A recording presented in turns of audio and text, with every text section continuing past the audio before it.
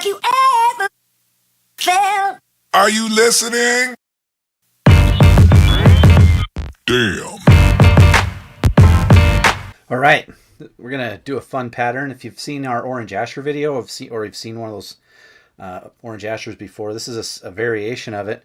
So this is gonna sit a little lower in the water as opposed to like your typical orange asher or Griffith's gnat, where the hackle's wrapped around the whole shank and body. This is gonna be hacker stackle style, which means we're gonna tie the hackle around a mono loop. So to get started, we'll just attach the thread right behind the eye and tie in our mono, again, to keep the body, so you're not tying everything at the back. You usually want to tie these kinds of things in the length of the body. So I'll just get a piece of mono, and I've doubled it over, and these are the end pieces. And this will just tie right here and then work our way back.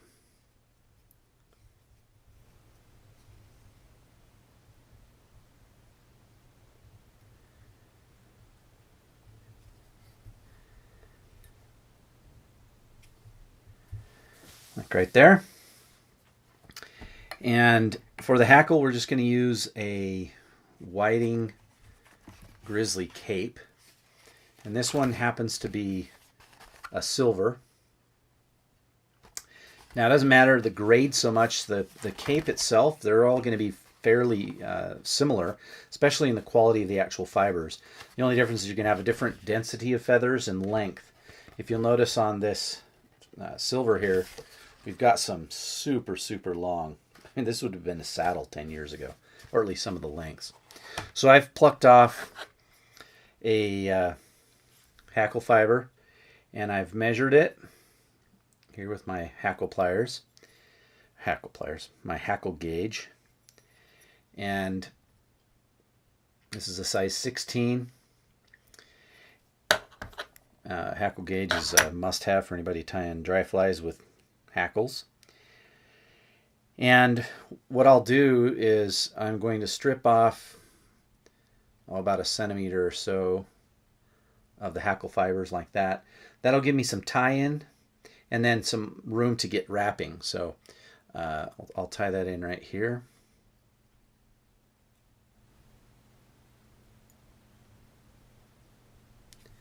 Just a couple wraps, and then we'll grab our Vivus holographic tinsel. This is orange, and we'll just tie this right here at the back, and again wrap forward. Want to keep that body fairly smooth and leave enough room on the head, or behind the head. And I usually like to grab hackle pliers. It helps me give a little bit more tension on the tinsel without having to worry about it slipping out of my fingers. And this also helps so you don't have any wrinkles, because you can pull it tight. So I'm just going to wrap down the body, slightly overwrapping turns. Not a big deal because you've got a bright underbody there anyway. So we're just going to give that wrapped up to the right behind the eye there, where we're going to tie off our head.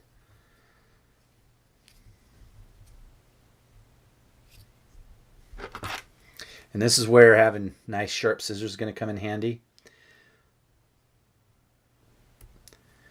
Trying out some of these Tiemco razor scissors. They're insanely sharp, and the fine point on them is one of the better ones. So now what we want to do is take a little tiny bit of super glue. So I've got some cement, and I mean tiny. You don't want a drop. You want hardly any on here. And I usually will put it on the front half.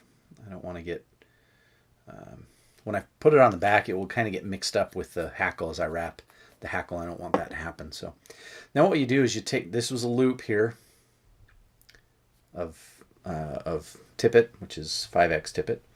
Hold that up, and now I'm going to start to wrap. Just kind of carefully wrap that around the mono. One wrap in front of the next. And then we're just going to keep wrapping until we've got one wrap on top of the other, until we've got the distance of the shank up to where our head is going to be. So we'll just wrap that.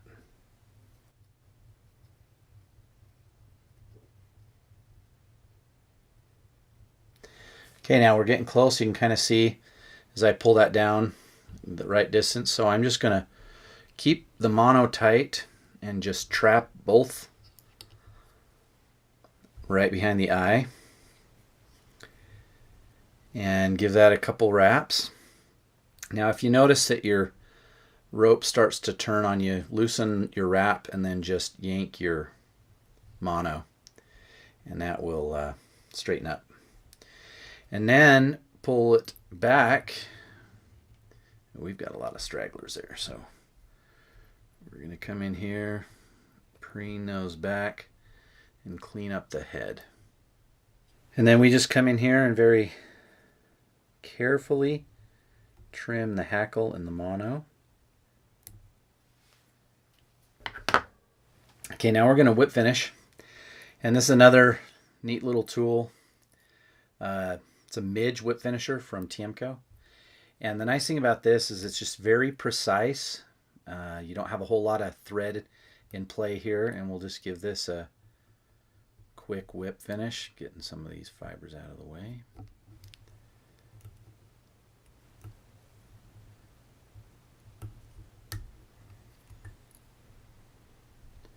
It allows you to just really accurately place your whip finish. And then come in here and trim that.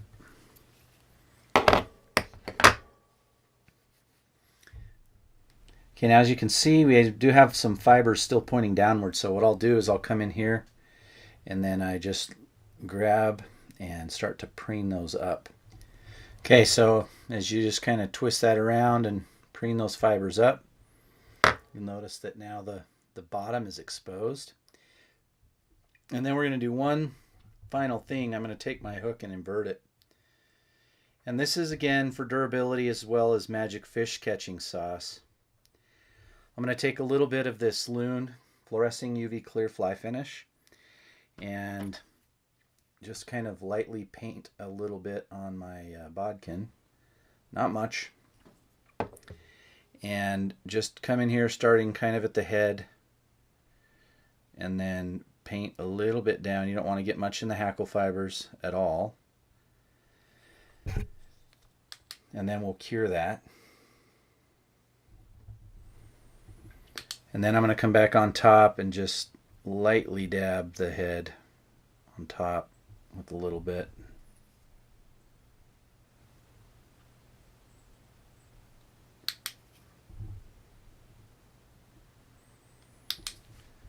Okay, there we go. That's our Asher stacker, whatever you want to call it. But it's a very durable, super effective midge pattern. I'll fish these all the year round. I mean, it's Stillwater rivers, doesn't matter. It's an awesome pattern. Have you